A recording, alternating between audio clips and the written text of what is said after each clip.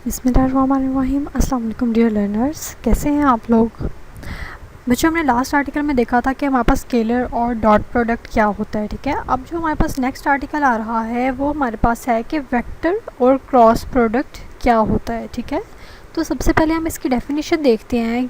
Definition इसकी ये है कि when product of two vectors result in a vector quantity. क्या है कि हमारे पास हमें दो वेक्टर्स लेने हैं।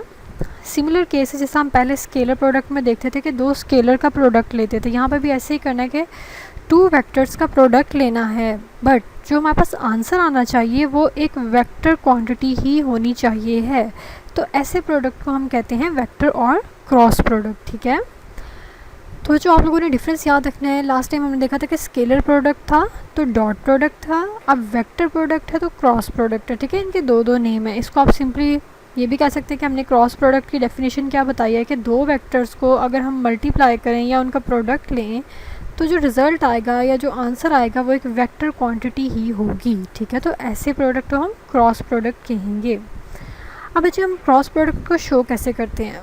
क्रॉस प्रोडक्ट के लिए हमें उसी तरह दो वेक्टर लेने हैं, एक वेक्टर ए ले लिया, एक वेक्टर बी ले लिया। ठीक है, तो इस केस में नेम से ही शो हो रहा है कि क्रॉस, हमने दरम्यान में क्रॉस मल्टीप्लाई का साइन लगाना है। ठीक है, तो हमारे पास जो आंसर आएगा सी आंसर वो भी एक वेक्टर क्वांटिटी ही होगा। देखिए इसके ऊपर वेक्टर का साइन भी लगा हुआ है। ठीक है, तो बच्चे अब देखते हैं हम कि इसका फॉर्मूला क्या होता है।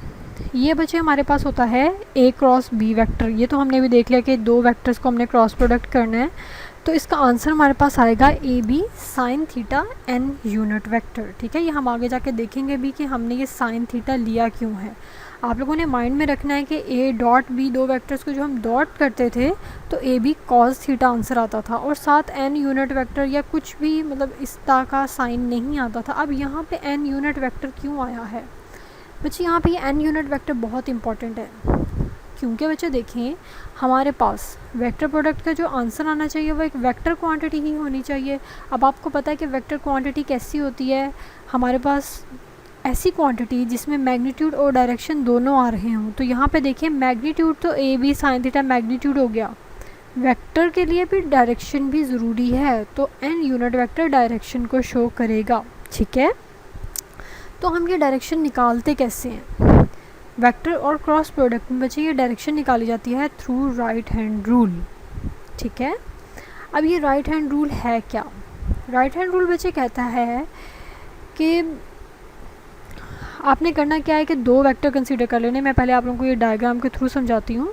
आप कंसीडर कर लें कि ये हमारा ओरिजिन है, यहाँ से यहाँ तक ये एक वेक्टर ए जा रहा है। ठीक है, और दूसरा वेक्टर किसी न किसी एंगल पे है बी वेक्टर।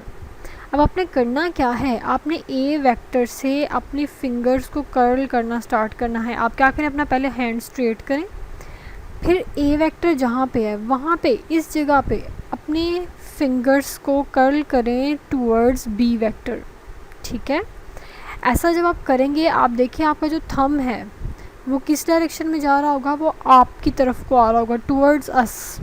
क्या होगा कि हमने फिंगर्स को कर्ल किया from a vector to b vector, तो जो थंब है वो आउटवर्ड आपकी तरफ को आ रहा होगा। ठीक है, अब ये तो हमारे पास टू डायमेंशनल पेज है, यहाँ पे हम आउटवर्ड इनवर्ड डायरेक्शन नहीं बना सकते। तो जो आउटवर्ड मतलब आपकी तरफ को जो थंब आ रहा है हम उसे ऊपर की डायरेक्शन को शो कर देंगे। ठीक है, अब ये जो थंब है वो मेनली हमारे पास डायरेक्शन को बता रहा है। ठीक है, तो ऐसे बच्चे हम निकालते हैं direction in the case of vector और क्रॉस प्रोडक्ट। इसी तरह बच्चे फिगर बी देखिए, सेकंड फिगर, उसमें मैंने क्या किया है, यहाँ पे देखिए सिर्फ एरो साइन का डिफरेंस है। यहाँ से एरो साइन ए से बी की तरफ जा रहा है जबकि दूसरी फिगर में बी से ए की तरफ आ रहा है। तो अगर अब आपने इस फिगर में डायरेक्शन निकालनी हो आप क्या करेंगे, आप बी वेक्टर से फिंगर्स को कर्ल करेंगे टूवर्ड ए वेक्टर। अब इसको ऐसे ही करके देखें, बी वेक्टर से ए वेक्टर का फिंगर्स कर्ल करें तो आपका जो थंब है वो इनवर्ड जो आपकी लैपटॉप की स्क्रीन है उसकी तरफ को जा रहा होगा। ठीक है, जिसे आप ये भी कह सकते हैं कि आपसे अवे जा रहा होगा और टूवर्ड्स लैपटॉप स्क्रीन जा रहा होगा। ठीक है, तो अब हम इनवर्ड डायरेक्शन को शो नहीं कर सकते, इसलिए हम टू डायमेंशनल आपके पेज पे यहाँ पे जस्ट हम नीचे को शो कर देंगे। नीचे की डायरेक्शन क्या चीज़ शो करेगी कि हमारे पास जो थंब है वो इनवर्ड जा रहा है। ठीक है, तो आप देखें जैसे ही हमने अपनी फिंगर्स को डिफरेंट डायरेक्शन में कर्ल किया हमारी डायरेक्शन भी चेंज हो गई है। ठीक है। तो इसलिए वेक्टर और क्रॉस प्रोडक्ट में डायरेक्शन बहुत मैटर करती है। ओके बच्चों, क्लियर हो गया। अब बच्चे हम अगर कुछ एग्जांपल्स देखना चाहें कि हमने आगे फिज़िक्स में कहाँ कहाँ वेक्टर और क्रॉस प्रोडक्ट को यूज़ किया है, तो उसकी सबसे अच्छी एग्जांपल टॉर्क है। और ये टॉर्क हमने अभी नेक्स्ट आर्टिकल में पढ़ना भी है। टॉर्क हमारे पास होता क्या है, और हमारे पास कोई ना कोई मोमेंट आर्म आप कह लें लेंथ आ रही होती है, और एफ हमारे पास फोर्स आ रही होती है। इन दोनों को, दोनों वेक्टर क्वांटिटी हैं, दोनों को अगर क्रॉस प्रोडक्ट किया जाए तो आंसर हमारे पास टॉर्क आता है। और टॉर्क आप लोगों ने 10th क्लास में पढ़ा होगा, टर्निंग इफेक्ट ऑफ फोर्स होता है, ठीक है। अब ये टॉर्क है, इसके ऊपर वेक्टर का साइन है, इसका मतलब ये हमारे पास एक आंसर वेक्टर क्वांटिटी आया है। बिल्कुल ऐसे ही बच्चे अगर हम क्या करें, हम अपने उसी डिस्टेंस जो आर है उसको मल्टीप्लाई कर दें पी मोमेंटम से, ठीक है। दोनों का जो क्रॉस प्रोडक्ट होगा वो हमारे पास आंसर देगा एल को, एल आंसर हमारे पास आएगा। और यहाँ पे ये एल है क्या, ये एल हमारे पास एंगुलर मोमेंटम होता है, ठीक है। तो ये भी हम नेक्स्ट 5th चैप्टर में जाके ये फार्मूला भी ड्राइव करना है। तो अभी आप इन दोनों फार्मूलाज को माइंड में रखें कि ये दोनों एग्जांपल्स हैं हमारे पास वेक्टर और क्रॉस प्रोडक्ट की। इसके बाद बच्चों, जैसे हमने लास्ट आर्टिकल में स्केलर और डॉट प्रोडक्ट की कुछ करेक्टरिस्टिक्स देखी थी, यहाँ पे भी हमने वेक्टर और क्रॉस प्रोडक्ट की कुछ करेक्टरिस्टिक्स को स्टडी करना है, ठीक है। और ये करेक्टरिस्टिक्स सिमिलर होंगी जैसी हमने स्टेप वाइज की थी स्केलर और डॉट प्रोडक्ट में, ठीक है। उसमें भी हमने, आपको याद होगा, फर्स्ट करेक्टरिस्टिक हमने देखी थी कि वेक्टर जो हमारे पास स्केलर प्रोडक्ट है वो हमेशा कम्यूटेटिव होता है। तो यहाँ पे देखें वेक्टर प्रोडक्ट हमेशा नॉन कम्यूटेटिव होता है, ठीक है। कम्यूटेशन मैंने बताया था, कम्यूटेशन क्या होती है कि हमारे पास लेफ्ट हैंड साइड इक्वल आ जाए राइट साइड के। तो यहाँ पे नॉन कम्यूटेटिव का मतलब होगा कि left hand side not equal to right hand side. अब ये देखिए ये कैसे आता है, अगर हम ए क्रॉस बी करें, आपने देखिए ए से बी की तरफ टर्न किया था, ए क्रॉस बी, तो हमारा थंब जो था वो टुवर्ड्स अस आया था, हमारी तरफ आया था। तो हमने इसे कह दिया था कि ये a b sine theta N unit vector है। इसी तरह जब हमने डायरेक्शन चेंज कर दी, बी क्रॉस ए कर दिया, बी से ए की तरफ फिंगर्स को कर्ल किया था, तो थंब हमारे पास टुवर्ड्स लैपटॉप स्क्रीन गया था। तो थंब की डायरेक्शन ऑपोजिट हो गई थी, एक दफ़ा इनवर्ड दूसरी दफ़ा आउटवर्ड। तो ये जो आउटवर्ड डायरेक्शन जा रही है इसको हमने माइनस के साइन से शो कर देना है, ठीक है। Minus B A sine theta N unit vector. अब देखें अगर हम एंगल्स को ख़त्म कर दें, डायरेक्शन को ख़त्म कर दें, A B equal to minus B A आ जाएगा, या फिर आप सिंपली कह दें ए क्रॉस बी इक्वल आ जाएगा माइनस बी क्रॉस ए के। इसका मतलब हमारे पास वेक्टर और क्रॉस प्रोडक्ट हमेशा नॉन कम्यूटेटिव होता है। ओके डियर लर्नर्स, अब हमने देखना है कि हमारे पास सेकंड प्रॉपर्टी आ जाती है वेक्टर और cross product of two perpendicular vector is maximum. क्या है कि जब हम क्रॉस प्रोडक्ट लेंगे दो वेक्टर्स का, ऐसे वेक्टर्स जो कि आपस में 90 का एंगल बना रहे हों, एक दूसरे के परपेंडिकुलर हों, तो जो भी हमारे पास आंसर आएगा वो हमारे पास मैक्सिमम आएगा, ठीक है। अब हमने इस चीज़ को मैथमेटिकली प्रूव करना है, तो उसके लिए क्या करते हैं जी, हम ए वेक्टर लेते हैं, क्रॉस कर देते हैं बी वेक्टर, उसका हमें फॉर्मूला पता है a b sine theta with n unit vector होता है, ठीक है। तो जब भी वो दोनों एक दूसरे के परपेंडिकुलर होंगे, इट्स मीन उनके दरमियान एंगल 90 होगा, ठीक है। और हमें ये भी पता है कि हमने इस एंगल को अब इस फॉर्मूला में पुट कर देना है, साइन ऑफ 90। तो साइन ऑफ 90 हमारे पास 1 के इक्वल होता है, ठीक है। साइन ऑफ 90 हमारे पास 1 के इक्वल होता है। तो 1 जब हम यहाँ पे पुट करेंगे तो हमारे पास simply sine theta N unit vector की जगह 1 आ जाएगा। 1 लिखें या ना लिखें एक ही बात है। आंसर हमारे पास क्या आ गया कि A vector cross B vector equal to A B. अब आप ये कह सकते हैं कि ए बी सिंपल मैग्नीट्यूड आ गई है और ये मैक्सिमम है, ठीक है। तो इसलिए हमने कहा कि जो भी हमारे पास वेक्टर होंगे परपेंडिकुलर टू ईच अदर, उनका आंसर हमारे पास एक मैक्सिमम क्वांटिटी आएगा। Is that clear students?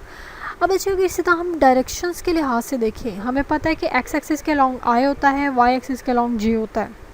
तो ये हमें बताता है कि आई क्रॉस जे कर दें, क्योंकि आई मैंने इसे ए को क्यों कहा, क्योंकि सपोज कर लिया कि ए हमारे पास अलॉन्ग एक्स एक्सिस है, तो आई क्रॉस जे करेंगे तो हमारे पास आंसर मैक्सिमम आना चाहिए है, ठीक है। तो बच्चों उसे हम कह देंगे कि हमारे पास के यूनिट वेक्टर आ गया है। इसी तरह के जे क्रॉस के करेंगे तो आई यूनिट वेक्टर आएगा, ठीक है। और के क्रॉस आई कर दें तो जे यूनिट वेक्टर आएगा, ठीक है बच्चों। अब इसी चीज़ को अगर हम ऑपोजिट कर दें, जे क्रॉस आई की बजाय, आई क्रॉस जे की बजाय जे क्रॉस आई कर दें, तो हमने भी देखा था कि इन दोनों को अगर ऑपोजिट कर दें तो हमारे पास वेक्टर प्रोडक्ट नॉन कम्यूटेटिव होता है। नॉन कम्यूटेटिव का मतलब जे क्रॉस आई करेंगे तो माइनस के आ जाएगा, के क्रॉस जे करेंगे तो माइनस आई आ जाएगा, और आई क्रॉस के करेंगे तो माइनस जे आ जाएगा। ठीक है, ये प्रॉपर्टीज़ जो है 6 ये वेरी वेरी इंपॉर्टेंट है, इससे रिलेटेड एमसीक्यू क्वेश्चंस आ जाते होते हैं। ठीक है, तो ये आप लोगों को अच्छे से आनी चाहिए। नाउ स्टूडेंट्स, हमारे पास थर्ड प्रॉपर्टी आ जाती है cross product of two parallel vectors और anti parallel vectors is minimum. हमारे पास क्रॉस प्रोडक्ट में चाहे पैरेलल वेक्टर्स आ जाएं या चाहे एंटी पैरेलल वेक्टर्स, ठीक है, ये जो मैंने साइन लगाया हुआ है पैरेलल एंटी पैरेलल का है। ठीक है, तो पैरेलल का क्या मतलब है? पैरेलल का मतलब होता है two lines in same direction जा रही हूँ। एंटी पैरेलल का मतलब होता है एक राइट को जा रही हो दूसरी लेफ्ट को जा रही हो। ठीक है, तो हमें पता है कि पैरेलल में हमारे पास एंगल 0 होता है, एंटी पैरेलल में एंगल हमारे पास 180 होता है। ठीक है, तो आप क्या करें, यही फॉर्मूला यूज़ करें, थीटा की जगह एक दफ़ा एंगल पुट करें 0। ठीक है, और साइन ऑफ 0 हमें पता है 0 के इक्वल होता है, तो यहाँ पे ओवरऑल आंसर 0 हो जाएगा। इसी तरह ये छोटा सा होमवर्क है, आप लोग क्या करें जी, थीटा इक्वल टू 180 पुट करें, और साइन ऑफ 180 भी 0 होता है, तो साइन ऑफ 180 भी पुट करेंगे तो ओवरऑल आंसर हमारे पास 0 ही आ जाएगा। तो आप यहाँ से कह सकते हैं कि अगर हम आई क्रॉस आई करें, अब ये आई क्रॉस आई क्यों किया, यहाँ तो हमने ए क्रॉस बी लिखा हुआ है, दोनों ही अगर पैरेलल डायरेक्शन में है, सेम डायरेक्शन में है, तो हम उनको कह सकते हैं कि दोनों ही अलोंग एक्स एक्सिस हैं, या दोनों ही अलोंग वाई एक्सिस है, या दोनों ही अलोंग के एक्सिस, या आप जेड एक्सिस कह लें। ठीक है, तो इसलिए आई क्रॉस आई 0 हो गया, जे क्रॉस जे 0, के क्रॉस के 0। तो ये भी बच्चे वेरी इंपॉर्टेंट प्रॉपर्टी है जो कि एमसीक्यू में पूछी जा सकती है।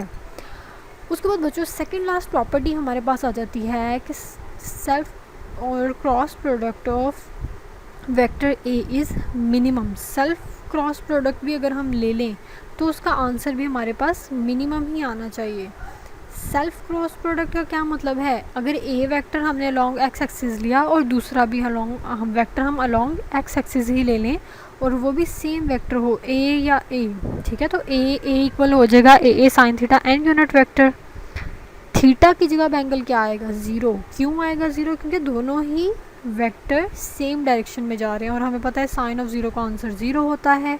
यहाँ पे वैल्यू एंगल की पुट करें तो ओवरऑल आंसर हमारे पास 0 आ जाएगा। ठीक है बच्चों, ओके डियर लर्नर्स, अब हमारे पास लास्ट प्रॉपर्टी आ जाती है कि cross product in terms of rectangular component. ठीक है, सेम हमारे पास ये फिफ्थ प्रॉपर्टी हमने स्केलर प्रोडक्ट के लिए भी पढ़ी थी, अब हमने वेक्टर या क्रॉस प्रोडक्ट के लिए पढ़नी है। तो आप लोगों को याद होगा हमने ऐसे ही कंसीडर किया था कि हमने ए वेक्टर ले लिया था, उसके x y and z 3 component, similarly b vector ले लिया था और उसके भी हमने 3 कंपोनेंट ले लिए थे। अब हमने क्या करना है, इन दोनों को आपस में क्रॉस कर देना है। लाइक क्रॉस करके हम क्या करेंगे कि ए वेक्टर उसके कंपोनेंट लिखे, दरम्यान में क्रॉस प्रोडक्ट का साइन आ गया, फिर बी वेक्टर और उसके कंपोनेंट हमने लिख दिए हैं।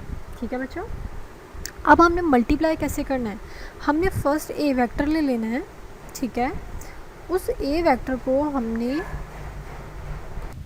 क्या किया कि पहले बच्चे हमने इस एक एक्स एक्सिस के अलॉन्ग वेक्टर को कंसीडर कर लेना है और इसको पहले हमने मल्टीप्लाई करना है इधर बी एक्स के साथ, फिर हमने क्या करना है जी, पहले बी एक्स के साथ मल्टीप्लाई किया, फिर इसी वेक्टर को बी वाई के साथ मल्टीप्लाई करना है, फिर सेम वेक्टर को बी जेड के साथ मल्टीप्लाई करना, तो हमारी ये एक लाइन कंप्लीट हो जाएगी।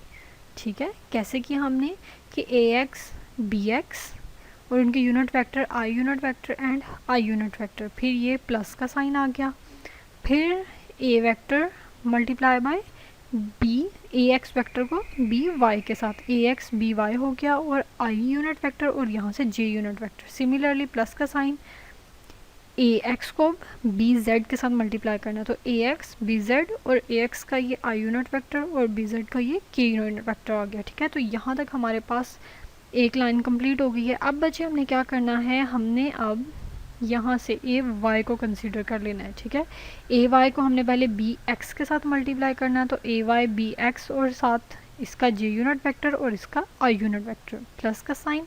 अब इसी ए वाई को हमने बी वाई के साथ मल्टीप्लाई करना है, ए बाय वाई बी वाई, तो जे यूनिट वेक्टर क्रॉस जे यूनिट वेक्टर प्लस का साइन आ गया। इसी ए वाई को अब हमने बी जेड यूनिट वेक्टर के साथ मल्टीप्लाई करना है तो क्या हो जाएगा, जे यूनिट वेक्टर एंड के यूनिट वेक्टर आ जाएगा। ठीक है बच्चों, होप सब आप लोगों को क्लियर हो गया होगा मेथड। अब लास्ट स्टेप क्या होगा कि हमने ए जेड को कंसीडर कर लेना है और इन तीनों से मल्टीप्लाई कर देना है, तो हमारे पास ये लास्ट लाइन भी आ जाएगी। अब बच्चे यहाँ पे हमारा मेन काम ये है कि जो ब्रैकेट्स में यूनिट वेक्टर्स आ रहे हैं उनको सॉल्व करना। तो इनकी प्रॉपर्टीज़ अभी हमने लास्ट जो हमने पॉइंट स्टडी किया था उसमें हमने देखा था कि आई को जे से मल्टीप्लाई करें तो के यूनिट वेक्टर आता है, के जे को के से करें तो आई, के को आई से करें तो जे। इसके बच्चे एक और इजी रिप्रेजेंटेशन मैंने यहाँ बनाई हुई है कि आप क्या करें, अगर आप आई से जे की तरफ जाएंगे तो आपका आंसर के आएगा। ठीक है, आई से जे की तरफ जाएंगे तो आंसर के, अगर जे से के की तरफ जाएं तो आंसर आई आना चाहिए, जे से के की तरफ गए तो आंसर आई। इसी तरह अगर के से आई की तरफ जाएंगे तो आंसर आएगा जे। ठीक है, अब अगर इसी यहाँ पे मैंने एरो साइन बनाए हुए हैं, अगर आप इन एरो साइन के रिवर्स डायरेक्शन में चलें, लाइक आप क्या करें, जे से आप चले जाएं आई की तरफ। ठीक है, यहाँ पे एक्चुअली मैंने थोड़ी सी रिटन मिस्टेक हो गई, नहीं ठीक है। अगर आप क्या करें, पहले आई से के की तरफ जाएं तो आंसर ऑपोजिट जाएंगे तो माइनस जे आ जाएगा। फिर क्या करें, के से जे की तरफ जाएं तो आंसर माइनस आई आ जाएगा। इसी तरह जे से आई की तरफ जाएं तो माइनस के आंसर आ जाएगा। ठीक है, तो ये जो आप प्रॉपर्टीज़ हैं आपने इन ब्रैकेट्स में अप्लाई करनी है। इसी तरह आपको पता है अगर सिमिलर डायरेक्शंस आ जाएं, आई क्रॉस आई वो ज़ीरो, जे क्रॉस जे वो भी ज़ीरो, के क्रॉस के वो भी ज़ीरो।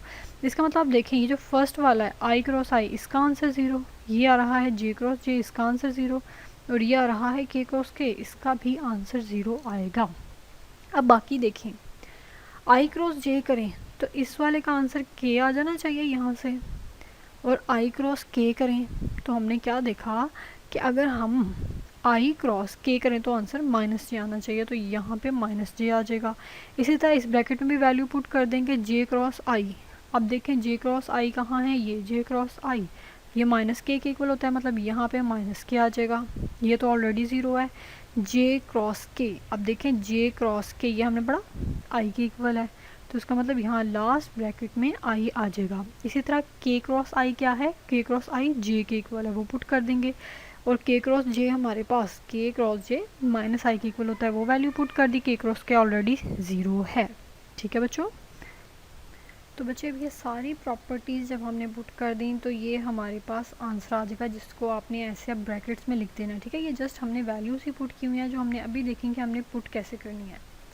ठीक है बच्चों, अब यहाँ तक आप लोगों का कंप्लीट हो चुका है। आप देखें 0 multiply by a x b x, overall answer 0 हो जाएगा, मीन इसका आंसर भी 0, ये भी ओवरऑल 0 हो जाएगा, और ये वाला भी ओवरऑल 0 हो जाएगा, 0 0 एंड 0। ठीक है, बाकियों को आपने क्या करना है, ये माइनस आ रहा है तो इसको ब्रैकेट से बाहर जाके ऐसे लिख दिया, ये माइनस आ रहा है इसको ब्रैकेट से बाहर लिख दिया, ये माइनस आ रहा है इसको भी ब्रैकेट से बाहर यहाँ लिख दिया है।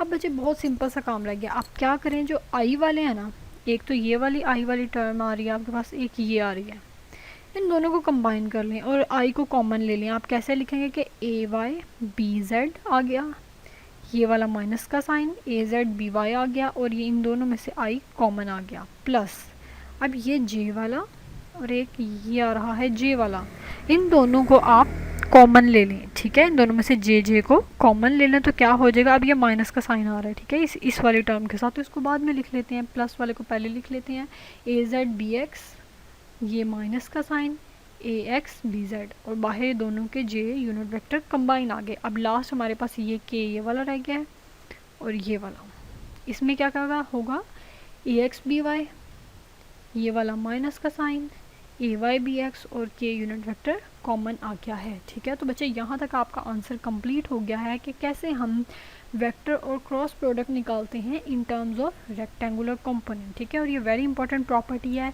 इससे रिलेटेड बच्चे आगे कुछ न्यूमेरिकल क्वेश्चंस भी आप देखेंगे जो आपने सॉल्व करने हैं। अगर आपको ये मल्टीप्लिकेशन का मेथड समझ आ गया हो देन वो क्वेश्चंस इजीली सॉल्व हो जाएंगे। ठीक है बच्चों।